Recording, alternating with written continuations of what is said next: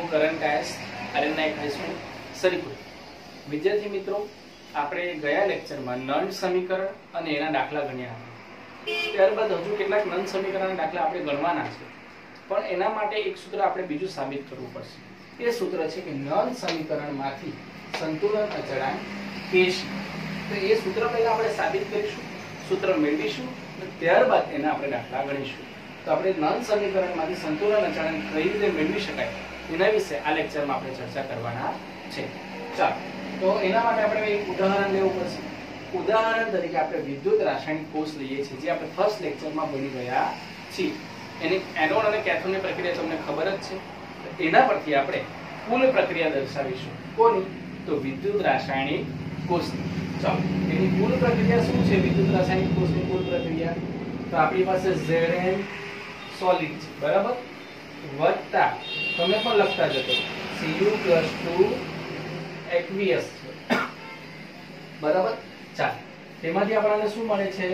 તો Zn+2 aqueous મળશે વત્તા Cu સોલિડ મળશે, બરાબર.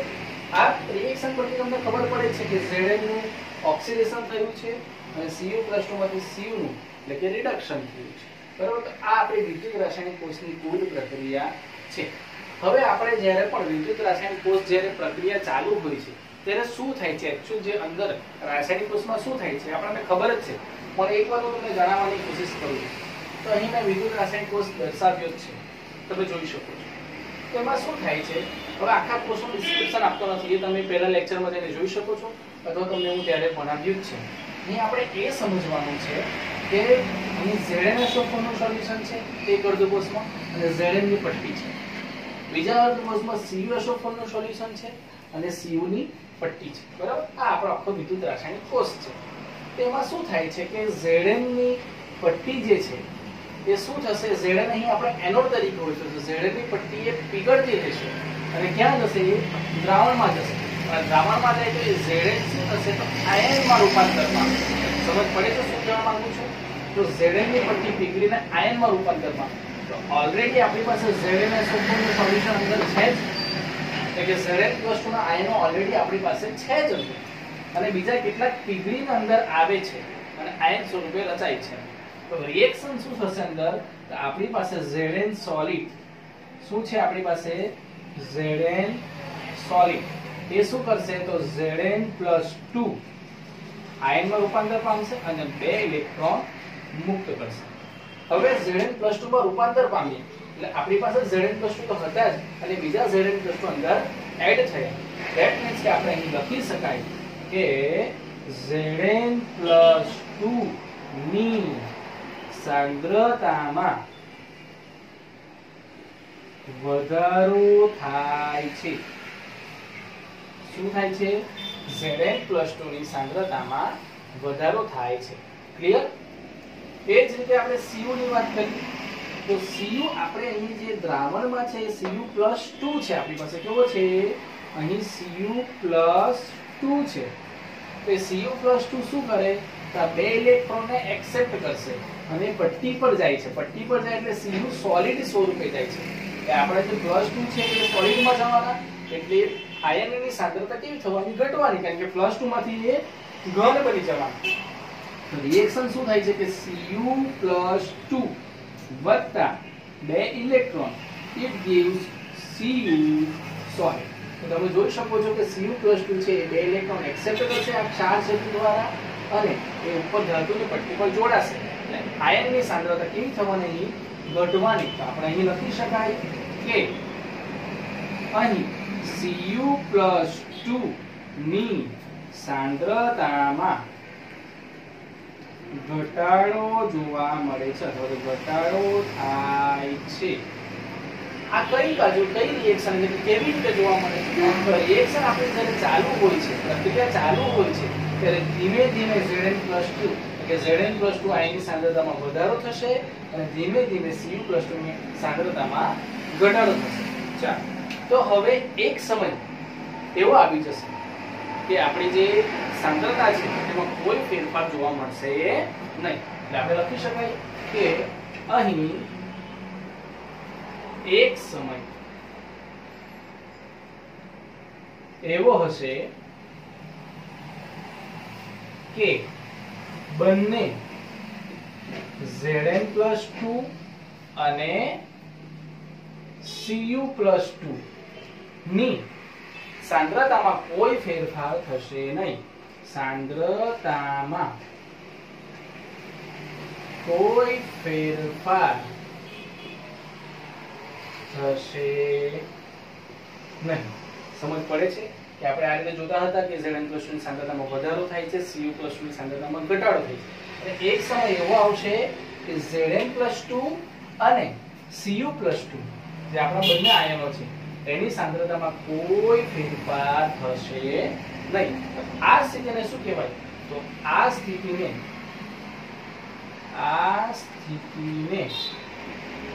સંતુલન સ્થિતિ તરીકે ઓળખાય. સંતુલન સ્થિતિ કહે છે. સમજ પડે છે? ચાલ, તો અહીં સંતુલન જો સ્થપાઈ જાય, આજે આપણો વિદ્યુત રાસાયણિક કોષ છે એમાં જો સંતુલન સ્થિતિ જો પ્રાપ્ત થઈ જાય તો આપણાને અહીં પોટેન્શિયલ એટલે કે પ્રવાહ વોલ્ટમીટર પર કેટલો બતાવશે? વોલ્ટમીટર પર 0.0 વોલ્ટ બતાવશે. વોલ્ટમીટર પર કેટલો બતાવશે? 0.0 વોલ્ટ. સમજ પડે છે? અને પોટેન્શિયલ આપણે શોધ્યો છે એટલે પોટેન્શિયલ એટલે એને શું કહેવાય? તો પોટેન્શિયલ કહેવાય E સેલ. તો E સેલ બરાબર 0.0 વોલ્ટ. સમજ પડે છે? ચલો આટલું તમને ક્લિયર છે. હવે આપણે નળ સમીકરણ પર જઈએ. હવે નળ સમીકરણ આપણે જાણીએ છીએ કે નળ સમીકરણ શું છે? તો E આપણે લખીએ કે નળ સમીકરણ બરાબર. નળ સમીકરણ શું છે? તો E સેલ બરાબર E0 સેલ ઓછા 0.059 અપન વિદ્યુત રાસાયણિક કોષ માટે કેટલા ઇલેક્ટ્રોન આપણે એક્સેપ્ટ થાય છે? અપન તો 2 ઇલેક્ટ્રોન એક્સેપ્ટ કરે છે. આપણે n બરાબર 2 log ઉપર આવશે Zn+2 ની સાંદ્રતા કારણ કે એ આપણો એનોડ છે અને નીચે આવશે Cu+2 ની સાંદ્રતા એ આપણો કેથોડ છે. તો આપણે વિદ્યુત રાસાયણિક કોષ માટેનું નળ સમીકરણ. હવે તમે જોઈ શકો છો કે આપણું જે આ E સેલ છે એની વેલ્યુ કેટલી છે? 0 છે. હવે E સેલ જો આપણો 0.0 વોલ્ટ છે તો આપણે એને નિગ્લેક્ટ કરી શકીએ, કાઢી શકીએ. તો હવે આનું આપણે સાદું રૂપ આપીએ તો આપણને શું જોવા મળે છે? જો તો આપણને જોવા મળે છે E0 સેલ બરાબર શું મળશે? 0.059 અપન 2 log.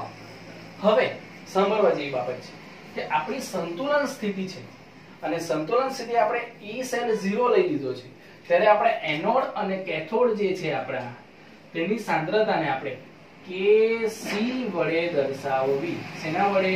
Kc વડે દર્શાવાય છે. ત્યારે તો સંતુલન સમયે. સમજ પડે છે? તો આપણે આની સાંદ્રતાને Kc વડે દર્શાવી દઈએ તો અહીં લખી શકાય Kc. સમજ પડે છે? ચાલો હવે આપણને એક્ચ્યુઅલી અહીંયા તો ખબર છે કે Zn+2 અને Cu+2 ને જે આપણે E0 સેલ છે એ ગણ્યો હતો એ કેટલો છે આપણી પાસે? 1.1 છે. તો ધારો કે કેલ્ક્યુલેશન કરવું હોય log Kc માટે તો તમે અહીં કરી પણ શકો. કેવી રીતના કરી શકાય? તો આપણે log Kc એવો ને એવો રાખીએ તો એને સોલ્યુશન કરીએ તો log Kc બરાબર આ આપણો 2 આ સાઈડ જાય અને E0 સેલ આપણા વિદ્યુત રાસાયણિક કોષ માટે આપણે કેટલો ગણ્યો તો તમને યાદ છે? 1.1 વોલ્ટ. બરાબર. E0 કેટલો છે વિદ્યુત રાસાયણિક કોષનો? તો 1.1 વોલ્ટ છે ઇન્ટુ 1.1 વોલ્ટ અને આ છેદમાં જશે ડિવાઇડ બાય 0.059. સોલ્વ કરો કેટલો આન્સર આવે મને કહો.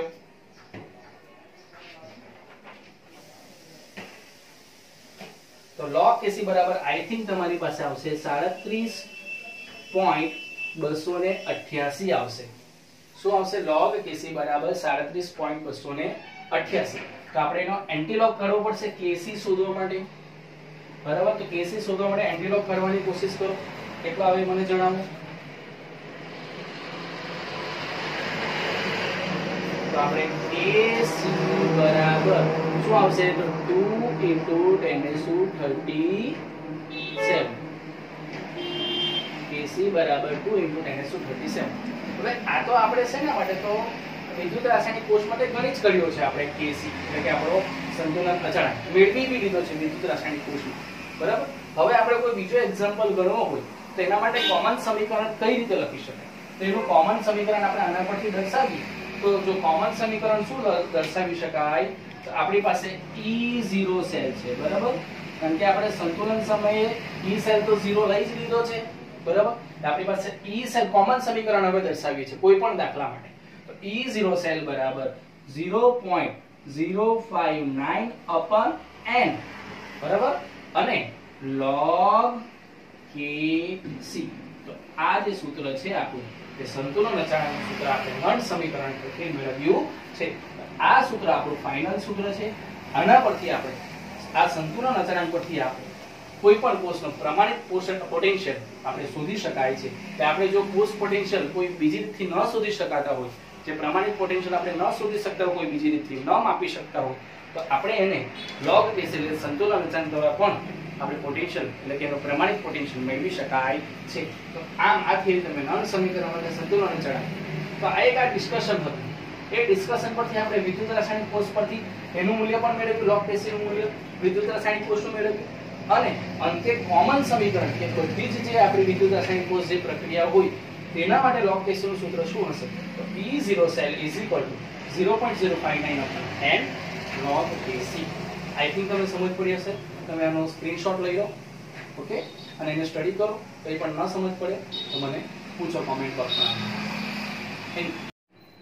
હા તો આજનો આપણો હવે બીજો ટોપિક છે એ વિદ્યુત રાસાયણિક કોષનો પોટેન્શિયલ એટલે કે E સેલ અને પ્રક્રિયાની ગિબ્સ મુક્ત ઊર્જા એટલે કે ડેલ્ટા G વચ્ચેનો સંબંધ આપણે ઓલરેડી નન સમીકરણ પરથી સંતુલન અચળાંક મેળવી ગયા એનું સૂત્ર મેળવ્યું બરાબર એ પણ આપણા દાખલામાં ખૂબ જ કામ આવશે હવે અહીં E સેલ અને ડેલ્ટા G એનો સંબંધ મેળવીને આપણે એક સૂત્ર ઉપજાવીશું અને એ પણ તમને દાખલામાં ખૂબ જ ઉપયોગી છે તો ચાલો હવે સ્ટાર્ટ કરીએ કે પહેલા તો ડેલ્ટા G ની વાત કરીએ આપણે તો ડેલ્ટા G નું આપણે 11મા ધોરણમાં કેટલાક કોન્સેપ્ટ સમજેલા હતા તો કયો કોન્સેપ્ટ હતો તો ડેલ્ટા G ના આપણી પાસે ત્રણ મૂલ્યો હતા કયા તો delta G negative delta G 0 અને ડેલ્ટા G પોઝિટિવ એટલે કે એના મૂલ્યો નેગેટિવ ઋણ મળે 0 મળે અને ધન મળી શકે જો ડેલ્ટા G નું મૂલ્ય આપણને ઋણ મળેલું હોય તો એ પ્રક્રિયા આપમેળે થશે એટલે કે સ્વયંસ્ફુરિત છે જાતે થશે એ પ્રક્રિયા બરાબર જ્યારે ડેલ્ટા G નું મૂલ્ય 0 હોય છે ત્યારે એ પ્રક્રિયા કેવી સંતુલન સ્થિતિમાં હોય છે અને જ્યારે ડેલ્ટા G નું મૂલ્ય પોઝિટિવ એટલે કે આપણને એનું મૂલ્ય ધન મૂલ્ય મળશે ડેલ્ટા G નું ગિબ્સ ઊર્જાનું મૂલ્ય ધન મળે ત્યારે પ્રક્રિયા આપમેળે થશે નહીં તો આ કોન્સેપ્ટને આપણે વિદ્યુત રાસાયણિક કોષમાં જ્યારે લઈએ તો આપણને ખબર જ છે કે વિદ્યુત રાસાયણિક કોષ જ્યારે ચાલુ હોય છે ત્યારે Zn ની પટ્ટી અને Cu ની પટ્ટી ZnSO4 નું સોલ્યુશનમાં અને આ બાજુ CuSO4 નું સોલ્યુશન એટલે પ્રક્રિયા એની જાતે જ થાય છે અને આપણને ઉપર પ્રવાહ જોવા મળે છે વોલ્ટમીટર પર તો એ પ્રક્રિયા પોતે જાતે જ થાય છે વિદ્યુત રાસાયણિક કોષની તો વિદ્યુત રાસાયણિક કોષમાં જો જાતે પ્રક્રિયા થાય તો એના ડેલ્ટા G નું મૂલ્ય શું મળશે નેગેટિવ મળશે તો આપણો પહેલો મુદ્દો શું થયો કે વિદ્યુત રાસાયણિક કોષમાં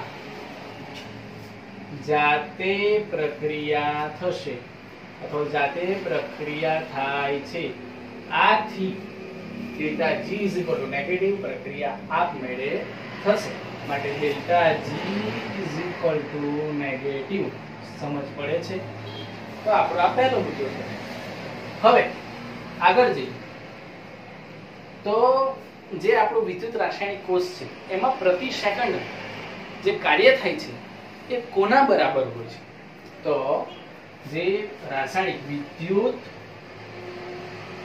રાસાયણિક કોષમાં પ્રતિ સેકન્ડ થતું કાર્ય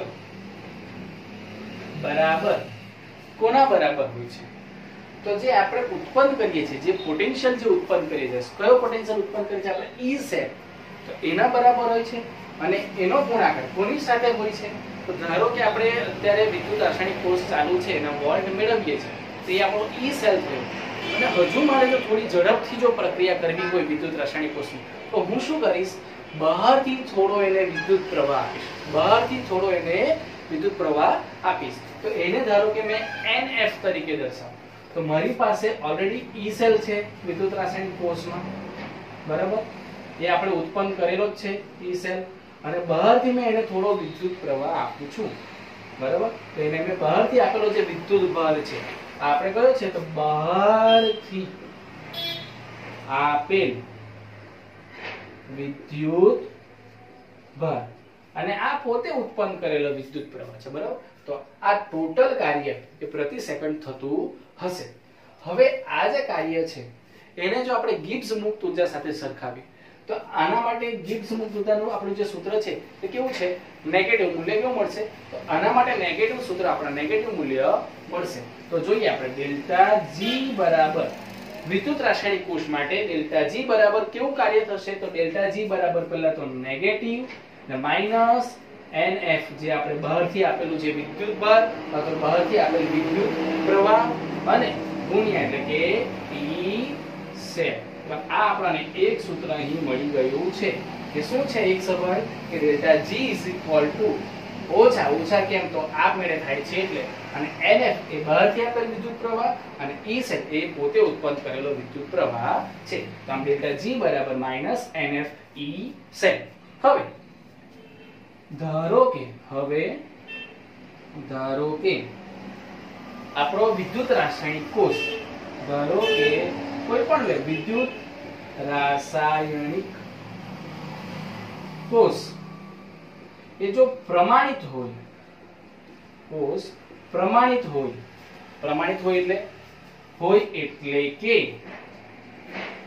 એની સાંદ્રતા 1 મોલર, પ્રમાણિત હોય તો સાંદ્રતા કેટલી હોય એની 1 મોલર હોય.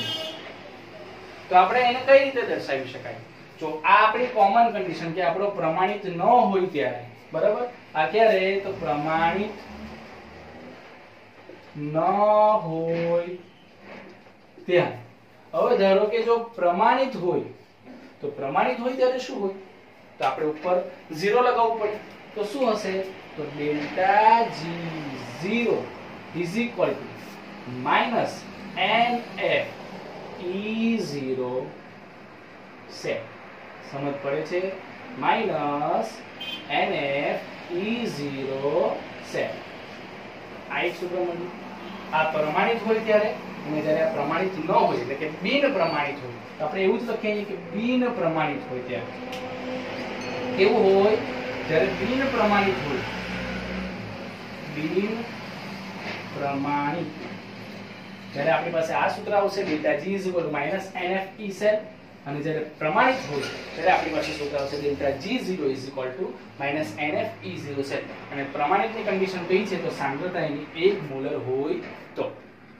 ને હવે આના પરથી ડેલ્ટા G નું મૂલ્ય સંતુલન અચળાંક સાથે પણ એક સંબંધ છે, એ સૂત્ર પણ આપણે દર્શાવી છીએ. તો એનું સૂત્ર છે કે સંતુલન અચળાંક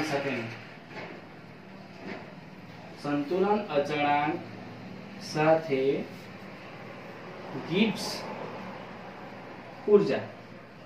તો delta G0 is equal to minus 2.303 log, લખજો સાથે લખતા રહો, delta G0 is equal to minus 2.303 log 303 RT. આપણી કન્ડિશન મૂકવાની છે -2.303 RT log K. આ એક સૂત્ર મળશે આપણને.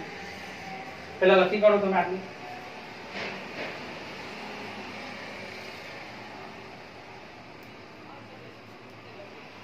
લખાઈ ગયું? ચાલો, તો આ એક સૂત્ર છે આપણું સંતુલન અચળાંક એટલે કે સંતુલન અચળાંક K અને ગિબ્સ ઊર્જાનું સમીકરણ. તો આ ડાયરેક્ટલી આપણે જે ગિબ્સ ઊર્જા છે એના પરથી મેળવ્યું છે. તો આ પણ તમને એક દાખલામાં કામ આવી શકે છે કે delta G0 -2.303 RT log K. સમજ પડે છે? તો આપણે અહીં બે સૂત્ર મેળવ્યા છે મેઇન, કે બિન પ્રમાણિત હોય ત્યારે ડેલ્ટા G સાથે E સેલનો સંબંધનું સૂત્ર, અને પ્રમાણિત હોય ત્યારે ડેલ્ટા G0 અને E0 સાઈડનું સૂત્ર, અને એના પરથી સંતુલન અચળાંક પરનું એક સૂત્ર છે delta G0 -2.303 RT log A.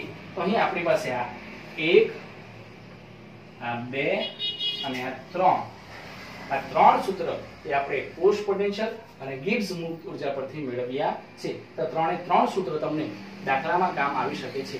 તો આજના લેક્ચરમાં આપણે નળ સમીકરણ પરથી સંતુલન અચળાંકનું સૂત્ર મેળવ્યું અને પોસ્ટ પોટેન્શિયલ અને ગિબ્સ મુક્ત ઉર્જા પરથી આપણે સૂત્ર મેળવ્યા છે. તો હવે આ સૂત્રનો ઉપયોગ કરીને આપણે નેક્સ્ટ લેક્ચરમાં દાખલા ગણીશું. આઈ હોપ તમને આ બધા લેક્ચરમાં સમજ પડી હશે. તમે સ્ક્રીનશોટ લઈ લો અને કંઈ પણ ન સમજ પડે તો મને કોમેન્ટ બોક્સમાં આવીને તમે પૂછી શકો છો. Thank you.